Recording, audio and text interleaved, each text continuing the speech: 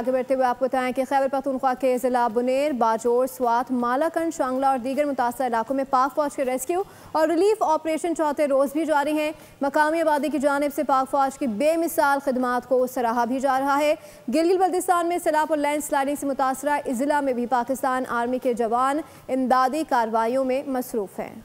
खैबर पख्तूनख्वा और गिलगित बल्तिस्तान में सैलाब की तबाहकारियां, मुतासरीन की इमदाद और बहाली के लिए पाक फौज सबसे आगे। मुश्किल वक्त में साथ देने पर सैलाब मुतासरीन का पाक फौज को खराज तहसीन। पी के ज्यादातर मुतासरा इलाकों में शदीद बारिश के बावजूद पाकिस्तान आर्मी का रेस्क्यू ऑपरेशन जारी। पाक फौज के हेलीकॉप्टर्स के जरिए सैलाब मुतासरीन को राशन और दीगर सामान फराहम किया जा रहा है। कोर ऑफ इंजीनियर्स के दस्ते रास्तों को खोलने और मलबा हटाने, जबकि urban search and rescue team जख्मी और लाशों को ढूंढने में मसरूफ है। पाक फौज के डॉक्टर्स मुतासर इलाकों में कैंप्स लगाकर मरीजों का मुफ्त इलाज कर रहे हैं। मकामी अफराद ने फौज के जज्बे को सराहते हुए कहा कि मुश्किल वक्त में सिर्फ पाक फौज सहारा बनी। आर्मी चीफ की जाती दिलचस्पी की वजह से और उनके इजाफी दस्ते भेजने से आवामों को यकीन हो गया है कि मुश्किल वक्त में सिर्फ और सिर्फ पाक फौज ही आवाम की शाना बशाना खड़ी है। फौज के जवान वहाँ दिन रात वहाँ पे काम कर रहे हैं, इस पर हम उनका शुक्रिया भी अदा करते हैं। उसके साथ पाक फौज ने एक बड़ी कुर्बानी ये भी दी है कि उन्होंने एक दिन का अपना जो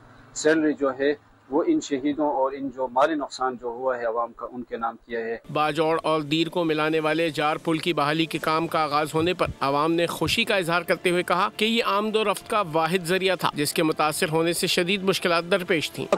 शुक्रिया अदा कोच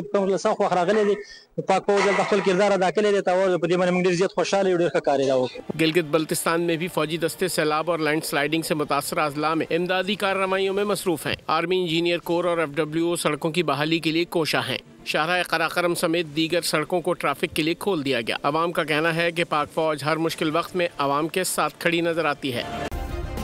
सब्सक्राइब करें और बेल दबाएं ताकि कोई खबर रह न जाए।